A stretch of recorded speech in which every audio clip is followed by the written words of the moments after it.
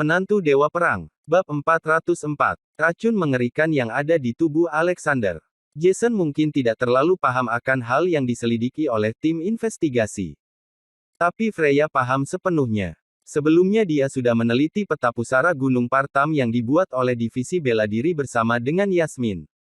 Dalam peta tersebut pusara Gunung Partam dibagi menjadi 3 tingkat. Tapi pintu makam yang utama ada di lantai 4. Divisi Bela Diri beserta pemimpin ketiga kota terdahulu tidak bisa membuka makam yang ada di lantai 4. Pintu keluar yang tertanda di peta itu juga hanya ada pintu timur. Saat itu Yasmin dan Freya sudah curiga apa mungkin di sisi barat juga ada akses keluar masuk. Setelah mendengar cerita, Freya jadi berpikir tampaknya pusara ini tidak sesederhana yang dia bayangkan.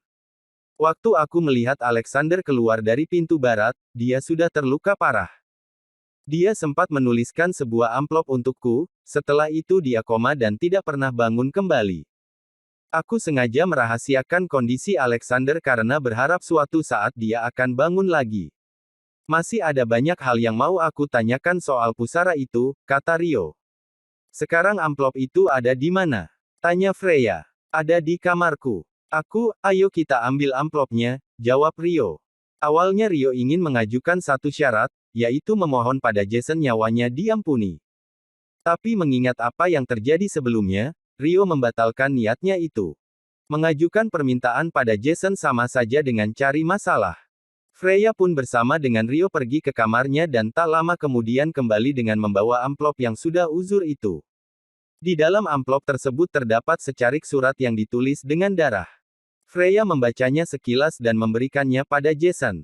Setelah melihat isi surat itu seketika dia langsung merinding. Isi dari surat tersebut kira-kira seperti ini, Putri Salju dicelakai oleh seseorang. Sebagai pelindungnya, kaki tangan Fatu dipotong demi menyelamatkan Salju, kemudian tubuhnya dikubur di pusara Gunung Partam. Itu berarti jasad yang terkubur di dalam pusara tersebut adalah jasad Fatu. Darah matahari yang kini mengalir di tubuh Jason juga berasal darinya.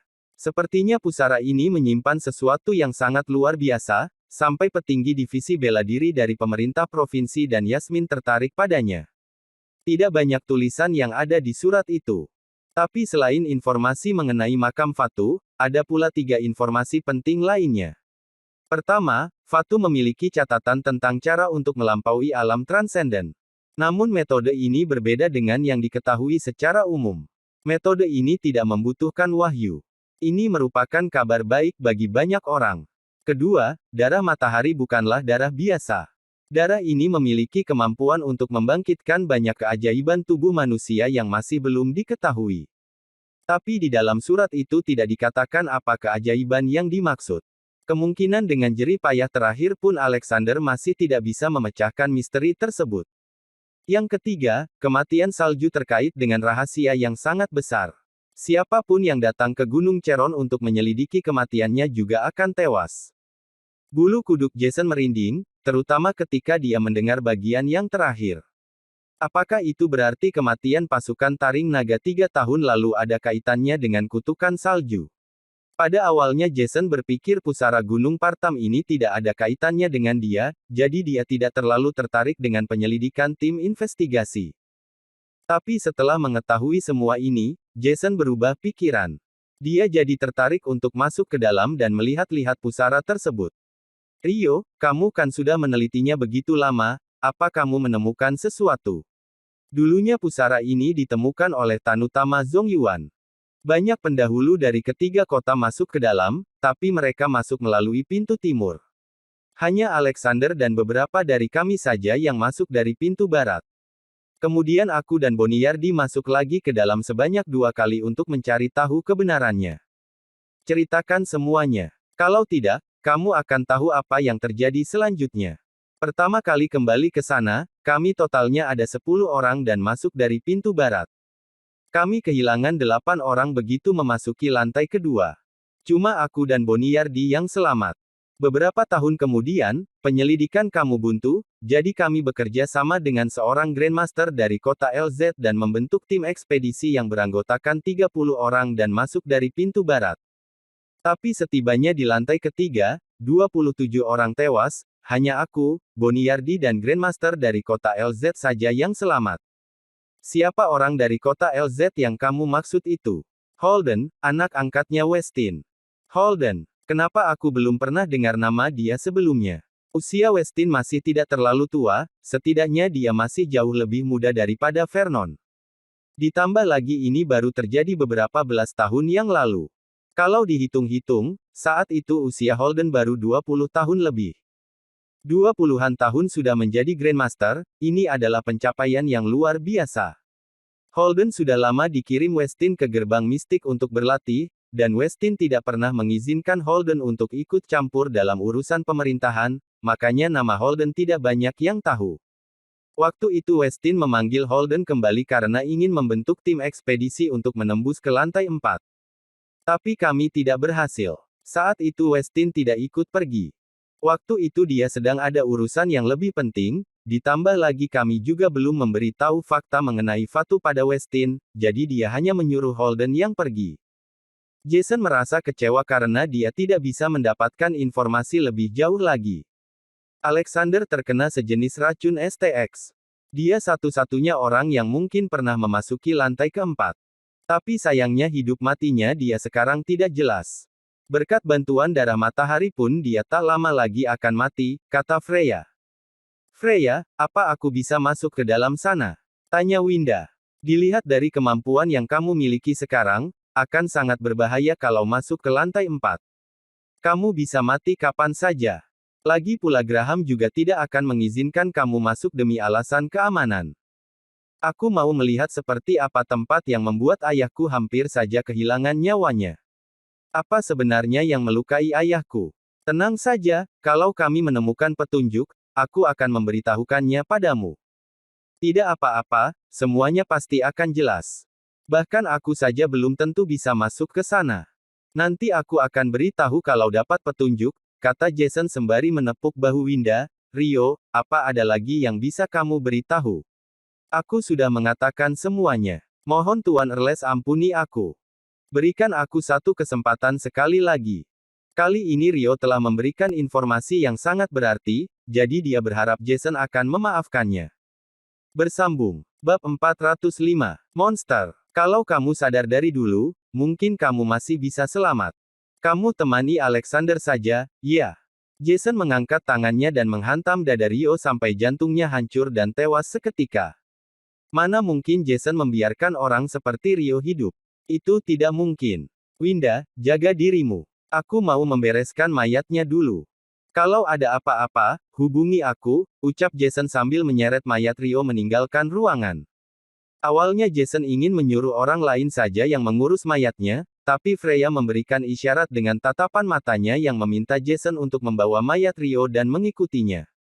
Jason penasaran dengan maksud Freya, jadi dia mengikuti saja apa perintahnya. Jason mengikuti Freya mendatangi hutan yang ada di belakang kediaman Andara dan meletakkan mayat Rio di sana. Kak Freya, kita mau ngapain? Tanya Jason. Freya mengeluarkan sebuah kotak yang di dalamnya terdapat seonggok daging berwarna agak gelap yang ukurannya hanya sebesar kuku jari. Kamu tahu ini apa? Tanya Freya. Apa itu? Ini sepotong daging yang aku ambil diam-diam dari tubuhnya Alexander. Ini namanya kamu tidak menghormati tubuhnya. Lagi pula dia masih hidup, ujar Jason kesal. Ngomong apa kamu ini? Memangnya kamu tidak merasa kondisi Alexander saat ini sangat aneh? Dia sudah lama mati, tapi darah matahari membuat dia masih bertahan walau dalam keadaan koma selama hampir 20 tahun. Kalau memang darah matahari memiliki khasiat yang begitu ajaib, seharusnya Fatu masih hidup sampai sekarang. Benar juga. Sehebat apapun darah matahari, tidak mungkin dia bisa membuat orang hidup abadi. Di dunia ini mana mungkin ada sesuatu yang bisa membangkitkan orang dari kematian. Tepat sekali. Makanya aku masih curiga bisa saja penyebab Alexander masih bertahan sampai detik ini bukan karena darah matahari, melainkan racun yang ada di tubuhnya, yang dugaanku adalah racun STX. Racun STX bisa membuat orang hidup abadi. Racun STX pada umumnya tidak akan bisa, tapi racun yang ada di butuh Alexander bukan racun sembarangan.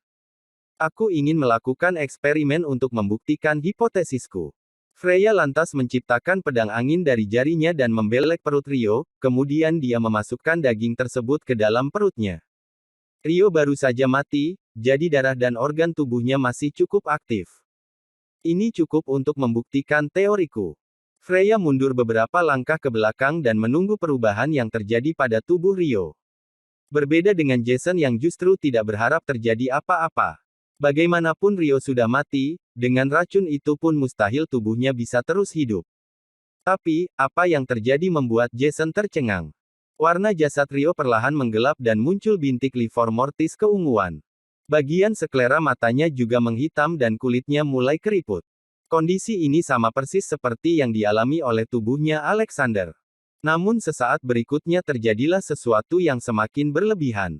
Jasad Rio perlahan mulai mengejang semakin dahsyat. Dan tiba-tiba tubuhnya berbalik dan merangkak di tanah seperti seekor anjing.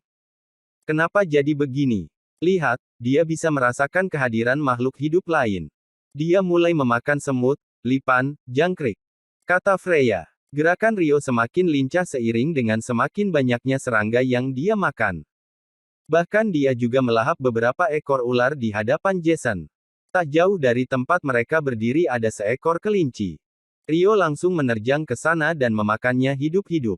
Sesudah menyantap kelinci itu, Rio berdiri dan memutar lehernya menatap Jason dan Freya. Entah mengapa Jason jadi takut sampai bulu kuduknya merinding ditatap seperti itu olehnya. Belum pernah sebelumnya Jason menyaksikan kejadian seaneh ini. Dia sedang berevolusi dengan sangat cepat. Dia akan terus berevolusi selama dia memakan makhluk hidup lain, jelas Freya, dia yang sekarang bukan lagi manusia, melainkan monster. Kalau dia sudah makan cukup banyak, kecerdasannya bisa sama seperti manusia. Jason mengangkat tangannya dengan maksud hendak membunuh makhluk tersebut. Tahan dulu. Apa kamu tahu di sekitar sini ada tempat yang punya banyak binatang aneh?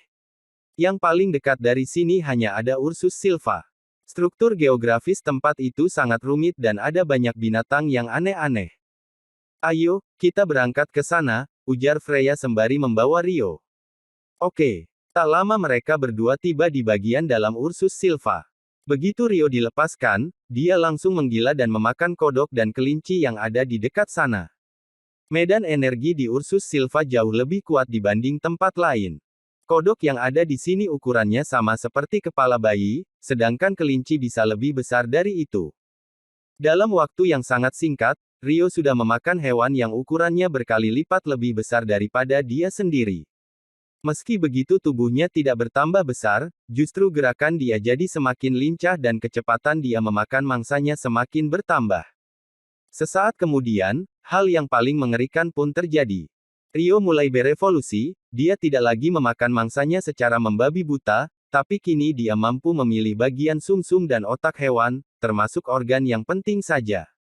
Sudah lihat, lagi-lagi dia berevolusi. Dia mulai bisa memilih bagian mana yang paling bernutrisi. Dan juga kemampuan mencerna makanannya juga meningkat. Tubuh dia tidak membesar meski sudah makan begitu banyak. Itu berarti proses evolusi dia membutuhkan energi yang sangat banyak. Semua kalori yang dia konsumsi digunakan sebagai bahan bakar. Jika tebakanku tidak salah, tak lama lagi dia akan berevolusi lagi. Dia yang sekarang saja sudah sangat kuat, kalau terus berevolusi, kita yang akan kehilangan kendali, kata Jason. Rio yang sekarang sudah bisa dengan mudahnya melahap sumsum dan otak ular piton raksasa. Jason masih ingat jelas saat pertama kali datang kemari, dia mungkin sudah jadi makanan piton itu jika Nina tidak datang membantunya. Kecepatannya berevolusi sangat luar biasa, kalau dibiarkan seperti ini terus, entah apa yang akan terjadi. Tenang saja, aku membawa dia ke sini karena memang ingin melihat dia bisa berevolusi sampai ke tahap apa. Mereka berdua terus mengikuti Rio naik ke atas gunung. Setiap langkah ke atas dia pasti akan memakan banyak hewan di sekitar, bahkan beruang juga jadi santapannya. Beruang grizzly, bisa dibayangkan betapa mengerikannya hewan itu. Namun Rio langsung menggigitnya tanpa ada perlawanan dari si beruang. Tapi karena Rio tidak memiliki tangan, seiring dengan evolusi giginya menjadi lebih tajam dan mulutnya semakin lebar. Jason melihatnya secara langsung mulut Rio bertumbuh semakin besar. Awalnya ukuran mulutnya hanya sepertiga wajahnya. Lama-kelamaan menjadi separuh wajah dan akhirnya seluruh wajahnya menjadi mulut. Dia terlihat bagaikan monster ketika membuka mulutnya lebar-lebar. Bersambung. Bab 406. Berkumpul di pusara Gunung Partam. Hari mulai terang. Dengan berat hati Ferawati dan Roger bangun pagi, mengemas barang mereka dan berkumpul untuk sarapan. Setelah makan mereka bersiap pergi meninggalkan kota XD untuk kembali ke ibu kota provinsi. Ferawati terlihat sangat murung, dia masih tidak rela pergi dari kota ini begitu saja. Guru, apa kita akan pulang begitu saja? Memang kamu mau bagaimana lagi? Balas Roger. Aku tidak sudi melihat Jason mendapatkan begitu banyak keuntungan. Kalau aku pergi begitu saja, aku tidak punya alasan lagi untuk kembali ke sini. Aku masih harus membalaskan dendam ayahku. Dengan situasi seperti ini, kita hanya bisa pulang. Tugas tim investigasi sudah selesai, kita sudah tidak punya alasan untuk tetap berada di sini, atau kita akan melanggar aturan. Guru, aku masih tidak bisa terima ini. Sudah, untuk sekarang kita jangan bicarakan ini lagi. Lebih baik kita pulang dulu dan pikirkan langkah selanjutnya. Kan aku sudah bilang, selama kamu mau membayar lebih untuk meminta bantuan orang itu, Jason pasti akan mati meski dia sudah diterima di gerbang mistik. Hanya ini satu-satunya cara. Jangan memaksakan keberuntunganmu. Ayo kita pulang. Aku dengar Graham dan Yasmin sudah pergi dari tempat ini, tapi mereka tidak kembali ke ibu kota provinsi, melainkan berangkat ke kota ZH. Apa yang ingin mereka lakukan di sana? Graham kan ketua tim investigasi sekaligus inspektur senior di divisi bela diri. Wajar saja kalau dia punya tugas lain. Kita tidak perlu tahu soal itu. Aku merasa mereka punya maksud lain yang tersembunyi. Bagaimana kalau kita juga ke sana? Apa maksud kamu? Sejak awal aku sudah merasa ada yang aneh. Kalau memang hanya untuk menyelidiki peperangan antara Jason dengan kota KZ, untuk sampai harus mengutus Graham dan Yasmin segala. Dengan perginya mereka ke kota ZH, aku jadi semakin yakin ada sesuatu yang mereka sembunyikan. Roger berpikir sejenak dan berkata, apa yang kamu bilang tadi masuk akal juga. Apa yang kamu curigai dari mereka? Aku rasa mereka pergi ke pusara Gunung Partam. Pusara Gunung Partam, mungkin juga. Tapi itu kan cuma makam biasa. Untuk apa divisi bela diri sampai harus mengirim Graham dan Yasmin ke sana? Semua orang mengira itu cuma makam biasa, makanya tidak pernah terlalu diperhatikan. Tapi selain makam itu, aku tidak terpikirkan tempat lain di kota ZH. Apa yang kamu tahu tentang tempat itu? Tanya Graham. Dari kecil aku tinggal di kota KZ, tapi aku sering mengobrol dengan ayah dan kakekku, makanya aku lumayan banyak tahu tentang makam itu. Pusara Gunung Partam pertama kali ditemukan oleh Tanutama Zongyuan. Karena penemuannya itulah Tanutama berjasa banyak bagi keluarga Sasmita dan menjadikannya sebagai pemimpin kota ZH. Tapi akhirnya mereka bertikai karena memperebutkan makan ini. Kematian Tanutama mungkin ada hubungannya dengan kejadian ini. Kemudian pemimpin dari ketiga kota beberapa kali diam-diam memasuki makam ini untuk mengambil harta karun yang tersimpan di dalam, tapi tidak ada yang berhasil. 3 tahun yang lalu aku juga pernah ke kota ZH untuk menyelidiki Erles. Saat itu Iszur mengatakan sesuatu yang berkaitan dengan makam tersebut. Hanya saja Iszur terlalu lemah, jadi aku tidak begitu peduli dengan ucapannya. Kalau benar Graham dan Yasmin datang ke kota ZH untuk menyelidiki pusara Gunung Partam, ini menjadi hal yang menarik. Aku juga berpikir begitu. Jadi kenapa kita tidak sekalian saja diam-diam ikut masuk ke dalam? Siapa tahu kita bisa mendapatkan sesuatu yang tidak kita sangka. Graham dan Yasmin bisa pergi ke sana karena itu perintah dari divisi bela diri. Tapi kalau kita ketahuan, bisa-bisa kita dihukum oleh Graham. Dia memang tidak bisa berbuat apa-apa pada kita, tapi kalau dia laporkan ke atasan, kita yang akan sulit naik pangkat. Kita cuma akan melihatnya diam-diam, toh bukan berebut dengan mereka. Andaikan kita ketahuan sekalipun, itu juga bukan masalah besar. Guru tidak usah khawatir. Kalau kita bisa mendapatkan barang bagus di sana, siapa tahu kita bisa masuk ke alam transenden. Ya sudah kalau begitu. Ayo kita berangkat. Oke, ayo jalan. Lantas mereka pun merapikan barang bawaan mereka dan berangkat ke kota ZH. Mereka memilih mobil sebagai sarana transportasi mereka.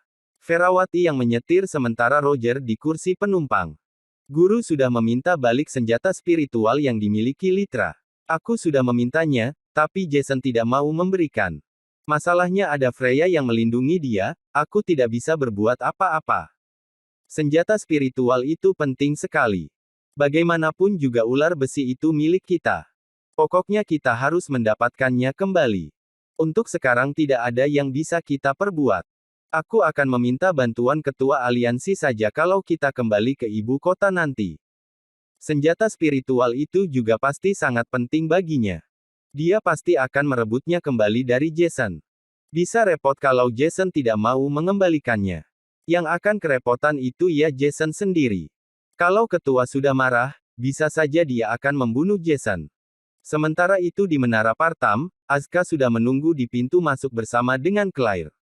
Mereka berdua terlihat begitu sopan karena sebentar lagi tim investigasi akan datang. Tak lama kemudian Yasmin dan Graham datang dengan berjalan membelakangi cahaya matahari yang menyinari. Selamat datang, Yang Mulia Yasmin, Inspektur Graham, sapa Asuka membungkuk. Claire pun ikut memberi salam pada mereka. Tidak perlu sungkan begitu, bangunlah. Graham lalu membuka kipas lipatnya dan memerhatikan sekelilingnya. Asuka, terima kasih kamu sudah menjaga tempat ini selama puluhan tahun, kata Graham. Ini sudah menjadi tugasku. Pak Graham tidak perlu berterima kasih. Graham mengangguk dan melayangkan pandangannya pada Claire. Meskipun Claire hanya wanita biasa, tapi perangainya membuat semua pria jatuh hati padanya. Asuka, siapa ini? Tanya Graham. Dia adalah murid baruku, namanya Claire. Dia juga mantan istrinya Jason. Yang Mulia, muridmu ternyata sudah berkeluarga. Tampaknya Freya akan kecewa. Sebaiknya Yang Mulia beritahu Freya, atau dia malah akan menjadi orang ketiga. Bisa gawat kalau sampai itu terjadi. Freya berasal dari keluarga yang terpandang. Pernikahan dia sudah sejak awal diatur oleh keluarga. Kalaupun dia tertarik pada Jason, dia tidak bisa berbuat apa-apa. Dia sendiri tahu itu. Jadi kamu tidak perlu khawatir. Haha, aku hanya asal bicara saja, tidak perlu dipikirkan. Mari kita ke pokok permasalahan, kata Graham seraya membuka peta. Asuka, coba lihat ini. Ini adalah peta makam yang dibuat oleh divisi bela diri. 3 lantai pertama sudah tergambar dengan jelas, lantai keempat seharusnya adalah makam utama. Sampai detik ini masih belum pernah ada yang bisa masuk ke sana. Divisi bela diri mendapati belakangan ini ada medan energi unik yang terpancar dari tempat itu. Maka itu mereka mengirim kami untuk menyegel makam tersebut. Coba dilihat apa ada pintu masuk di peta ini. Graham menunjukkan sikap yang sangat hormat karena Asuka telah menjaga tempat ini selama puluhan tahun, jadi dia pasti sangat mengerti seluk-beluk pusara Gunung Partam. Graham tak lebih dari sekadar pendatang. Asuka memerhatikan peta itu dengan sangat saksama, dan kemudian dia berkata, peta ini dibuat dengan sangat cermat dan tepat. Apa yang aku tahu kurang lebih sama seperti peta ini. Graham menatap mata Yasmin dan kembali berkata, menurut Yang Mulia Yasmin, makam ini mungkin punya lebih dari satu pintu masuk. Kamu yang tinggal di sini paling lama, apa kamu pernah menemukan tempat yang beda dari biasanya? Misalnya saja seperti mungkinkah di sisi barat juga ada pintu masuk? Memang benar di sisi barat ada satu pintu masuk lagi, aku sendiri juga baru menemukannya belum lama ini. Pintu itu sangat sempit, tidak banyak orang yang masuk dari sana, dan orang yang tahu ada pintu masuk di sana juga sangat sedikit. Tidak banyak orang yang masuk dari sana, itu berarti pernah ada orang yang masuk. Tanya Yasmin. Benar, dulu pernah ada yang masuk dari pintu barat. Siapa itu? Menurut sepengetahuanku, Alexander pernah masuk belasan tahun yang lalu. Dia memang luar biasa bisa menemukan pintu barat. Ada di mana dia sekarang? Dia menghilang sejak belasan tahun yang lalu, seharusnya dia sudah mati. Itulah yang dianggap oleh semua orang di kota KZ. Kalau tidak, kota KZ tidak akan jadi kacau balau seperti sekarang. Sayang sekali. Berdasarkan pengamatanku, pintu timur ada 4 lantai, sedangkan pintu barat cuma ada 2 lantai. Karena lapisan dinding sisi barat lebih tipis, masuk dari sisi barat lebih mudah untuk sampai di lantai 4. Selama 200 tahun lebih sejak makam ini berdiri, tidak pernah terjadi kecelakaan. Tapi belakangan ini terasa ada medan energi yang janggal keluar. Aku menduga karena ada orang yang masuk ke lantai 4 dan merusak keseimbangan energi di dalam. Kalau Alexander masih hidup, seharusnya dia tahu soal ini. Aku juga meragukan hal itu. Setelah aku menemukan pintu barat belasan tahun yang lalu, aku terus memeriksa pancaran energi yang ada di sana. Memang ada yang aneh. Mungkin Alexander yang merusak keseimbangannya. Aku menduga Alexander terkena sejenis racun dan meninggal. Kalau kita bisa menemukan jasad Alexander, mungkin kita bisa dapat informasi yang lebih banyak, kata Asuka. Berhubung kita juga tidak tahu situasinya, kita langsung masuk saja dan menyegel kedua pintu masuk ruang makam utama yang ada di lantai 4, usul Graham. Graham sangat percaya diri dengan kemampuannya. Meski ada racun mematikan sekalipun, dia yakin mampu menyegel tempat ini dengan kekuatan dia dan Yasmin. Asuka terlihat serius dan beberapa kali dia ingin mengucapkan sesuatu tapi tidak jadi. Asuka, kalau ada sesuatu yang mau kamu sampaikan, langsung saja. Sekarang masih belum terlambat, kata Yasmin. Aku sempat mencari tahu tentang medan energi yang keluar ini. Ini bukanlah energi biasa dan bukan racun biasa, melainkan sesuatu yang sangat mengerikan, yaitu racun STX. Di tempat seperti ini kenapa bisa ada racun STX? Alasannya apa aku juga kurang jelas. Aku masih tidak tahu siapa yang dikubur di dalam makam ini. Tapi yang jelas racun yang menyebar dari dalam sana sangat-sangat berbahaya. Banyak hewan-hewan yang ada di dekat pintu barat terkena racun itu dan mengalami mutasi. Sebelum masuk ke dalam, aku akan membawa kalian melihat-lihat pintu barat. Aku tahu kalian kuat dan percaya diri. Kalian pasti berpikir tidak peduli apapun yang terjadi di dalam, kalian bisa mengendalikannya dengan mudah. Tapi aku benar-benar menyarankan kalian lihat dulu pintu barat. Apa yang ada di sana bisa membantu kalian dalam memahami pusara Gunung Partam yang sesungguhnya. Baik, mohon arahannya, kata Yasmin. Yang mulia Yasmin, apa perlu kita ke sana? Waktu kita tidak banyak, bantah Graham. Kalau itu hanya racun biasa, kita tinggal menyegel makamnya. Tapi aku rasa racun STX yang dimaksud Asuka ini bukan racun biasa. Aku pernah melihat racun yang sangat mengerikan. Tapi pada akhirnya karena kecerobohan manusia, banyak korban jiwa yang meninggal. Supaya kejadian seperti itu tidak terulang lagi, aku rasa ada baiknya ketika melihat tempat terjadinya racun tersebut. Baik, kalau begitu aku ikut yang mulia Yasmin. Asuka, tolong bawa kami ke sana. Sementara itu di Ursus Silva, Jason dan Freya berdiri di balik bantu mengamati perubahan yang terjadi pada Rio. Wajah Rio tak lagi memiliki telinga, hidung dan juga mata, yang ada hanya mulut yang super besar. Dengan mulut sebesar itu dia bisa memakan hewan lain dengan sangat cepat. Yang lebih menakutkannya lagi adalah gigi Rio bertumbuh semakin banyak dan tajam. Semakin banyak hewan yang dia makan, keributan yang terjadi di sana akan semakin besar, dan semakin banyak pula hewan lain yang berdatangan. Rio terus mendaki sampai akhirnya dia tiba di puncak gunung yang dipenuhi oleh beruang grizzly. Rio langsung menerjang ke sekumpulan beruang itu dan menggigit mereka.